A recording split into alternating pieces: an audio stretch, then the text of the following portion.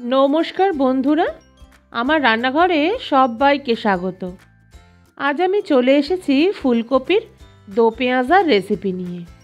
রাতে গরম গরম হাতে তৈরি রুটি বা রুমালি রুটি, এছাড়া পরোটা বা ফ্রাইড রাইস দিয়েও খেতে কিন্তু অসাধারণ লাগে।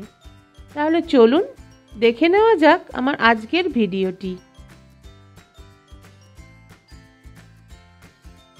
আমি এখানে বেশ বড় সাইজের একটা ফুলকপি ভালোভাবে ধুয়ে পরিষ্কার করে বেশ বড় বড় টুকরো করে কেটে নিয়েছি।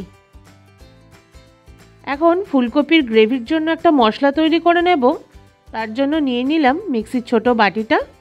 তাতে দিয়ে দেব ছোট ছোট করে টুকরো করে কেটে নেওয়া মাঝারি সাইজের দুটো টমেটো, দেব হাফ ইঞ্চির মতো ছোট ছোট টুকরো করে কেটে নেওয়া আদা, 6 কোয়া রসুন আর 3টে কাঁচা লঙ্কা। লঙ্কাটা একটু ফাটিয়ে দিচ্ছি যাতে ভালো পেস্ট হয়। এখন সব কিছু ভালোভাবে বেটে নেব।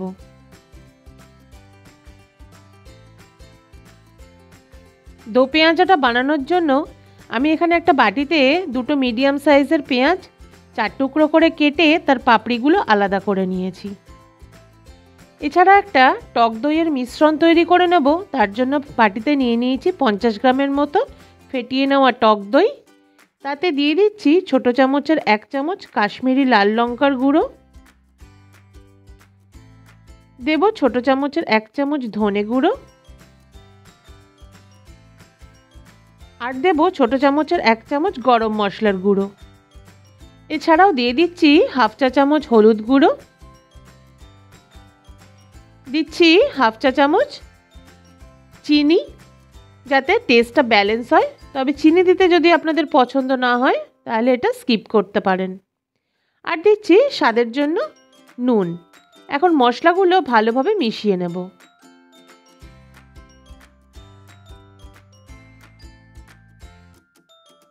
দেখুন দইয়ের সাথে সমস্ত গুঁড়ো মশলাগুলো কিন্তু খুব ভালোভাবে মিশিয়ে নিয়েছি। এখন চলে যাচ্ছি মূল রান্নায়। গ্যাস জ্বালিয়ে কড়াইটা বসিয়ে দিয়েছি। কড়াই গরম হয়ে গেছে, তাতে দিয়ে দিচ্ছি 1 টেবিল চামচ সাদা তেল। রান্নাটা আজকে আমি সাদা তেল দিয়েই করছি, তবে চাইলে আপনারা সর্ষের তেলেও করতে পারেন। তেল একদম গরম হয়ে গেছে। এখন আমি এতে ডুমো ডুমো করে কেটে রাখা একটা বড় সাইজের আলু লাল করে ভেজে নেব।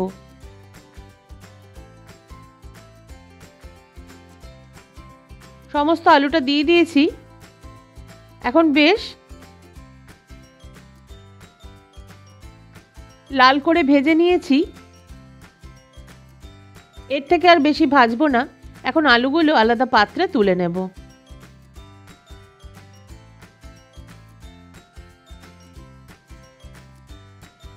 আলুটা আলাদা পাত্রে তুলে নিয়েছি। আর ওই একই তেলে আমি পেঁয়াজটাও একটু হালকা করে ভেজে নেব। দেখুন পেঁয়াজটা হালকা সোনালি রং ধরিয়ে ভেজে নিয়েছি। এর রংটাও কিন্তু এখন সম্পূর্ণ পরিবর্তন হয়ে গেছে। এখন পেঁয়াজটাও আমি আলাদা পাত্রে তুলে নিচ্ছি।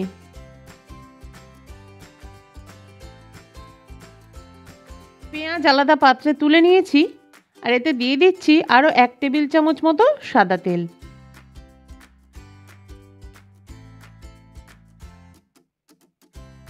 সমস্ত ফুলকপিটা আমি দিয়ে দিলাম।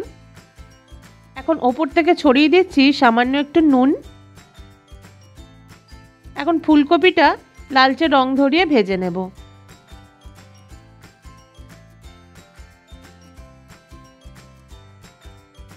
দেখুন ফুলকপিটা ভেজে নিয়েছি। সামান্য নাড়াচাড়া করে এখন ফুলকপিটাও আলাদা পাত্রে তুলে নেব।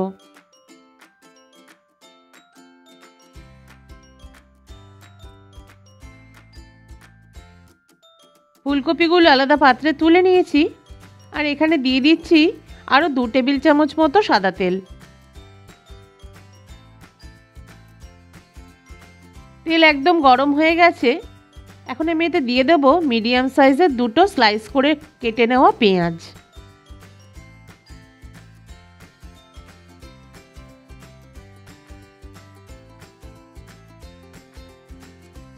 একই সাথে ওপর থেকে ছড়িয়ে দেবো সামান্য একটু নুন, যাতে পেঁয়াজ তাড়াতাড়ি নরম হয়ে ভালোভাবে ভাজা হয়ে যায়। পেঁয়াজ নরম হয়ে বেশ ভালোভাবে ভাজা হয়ে গেছে। এখন আমি এতে দিয়ে দেব টমেটো, আদা, রসুন আর কাঁচা লঙ্কার পেস্ট। এখন মশলা সামান্য নাড়াচাড়া করে নেব।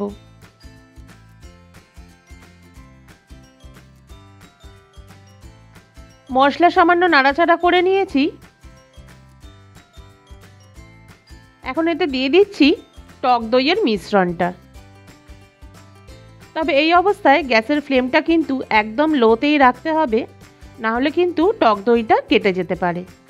টক দই দেওয়ার সাথে সাথে খুন্তি দিয়ে বেশ ভালোভাবে নাড়তে হবে, যাতে টক দই মশলার সাথে ভালোভাবে মিশে যায়। সব কিছু মশলা বেশ ভালোভাবে কষিয়ে নিয়েছি। দেখুন এখন তেলটাও ছাড়তে শুরু করেছে। এই সময় আমি দিয়ে দেবো স্বাদ মতো নুন। তবে অবশ্যই নুন আর ঝালটা আপনারা আপনাদের স্বাদ অনুযায়ী দেবেন। একই সাথে দিয়ে দিচ্ছি ভেজে রাখা আলু। এখন আলুর সাথে মশলা আবারও কিছুক্ষণ ভালোভাবে কষিয়ে নেব। বেশ কিছুক্ষণ সময় নিয়ে মশলার সাথে আলু বেশ ভালোভাবে কষিয়ে নিয়েছি। দেখুন এখন কিন্তু মশলা থেকে পুরোপুরি তেলটা ছাড়তে শুরু করেছে। তার মানে মশলা কিন্তু খুব ভালোভাবে কষানো হয়ে গেছে। এখন মশলা সামান্য নাড়াচাড়া করে এতে দিয়ে দেব ভেজে রাখা ফুলকপি।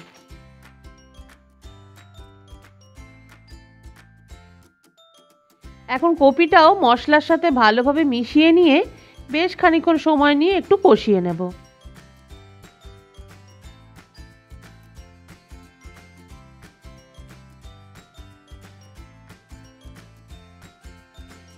ছ থেকে 7 মিনিট গ্যাসের ফ্লেমটা লো টু মিডিয়ামে রেখে বেশ ভালোভাবে ফুলকপির সাথে মশলাটা আমি কষিয়ে নিয়েছি। এখন সামান্য নাড়াচাড়া করে এতে দিয়ে দেব জল। আমি এখানে 2 কাপের মতো জল ব্যবহার করছি। তবে অবশ্যই আপনারা যে যেমন গ্রেভি পছন্দ করেন সেই রকম পরিমাণ হিসেবেই জল দেবেন। এখন জল দিয়ে সব কিছু ভালোভাবে মিশিয়ে চাপা দিয়ে আরও কিছুক্ষণ রান্না করে নেব। ঢাকা দিয়ে 5 মিনিট রান্না করে নিয়েছি। এখন ঢাকাটা খুলে নিয়ে ওপর থেকে দিয়ে দিচ্ছি ভেজে রাখা পেঁয়াজগুলো।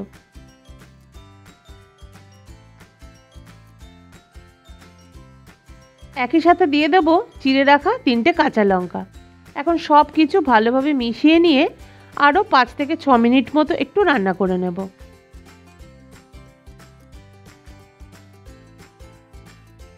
পাঁচ মিনিট রান্না করে নেবার পর এখন ঢাকাটা খুলে নিয়েছি। দেখুন রান্নাটা কিন্তু আমার এখন একদম কমপ্লিট হয়ে গেছে। সামান্য নাড়াচাড়া করে ওপর থেকে দিয়ে দেব একটু কাসৌরি মেথি।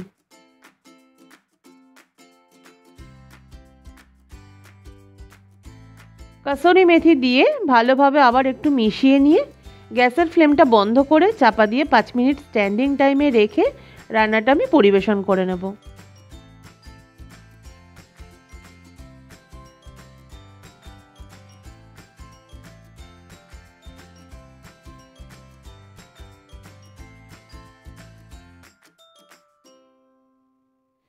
দেখুন রান্নাটা আমি পরিবেশন করে নিয়েছি। তাহলে আমার রেসিপিটি যদি ভালো লেগে থাকে তাহলে বাড়িতে অবশ্যই বানিয়ে খেয়ে দেখুন। আশা করি ভালো লাগবে। আমার রেসিপিটি যদি ভালো লেগে থাকে তাহলে অবশ্যই আমাকে কমেন্ট করে জানাবেন। আমার চ্যানেলে নতুন বন্ধু হয়ে থাকলে চ্যানেলটি সাবস্ক্রাইব করে নেওয়ার অনুরোধ রইল। পাশে থাকা বেল আইকনটা অবশ্যই প্রেস করে দেবেন। তাহলে যখন আমি পরবর্তী কোনো রেসিপি বা যাই কিছু শেয়ার করব তার প্রথম নোটিফিকেশানটা আপনার কাছেই চলে আসবে। আজকের মতো এই পর্যন্তই। অন্য কোনো দিন চলে আসব নতুন কোনো রেসিপি নিয়ে। সবাই ভালো থাকবেন, সুস্থ ও সাবধানে থাকবেন। ধন্যবাদ।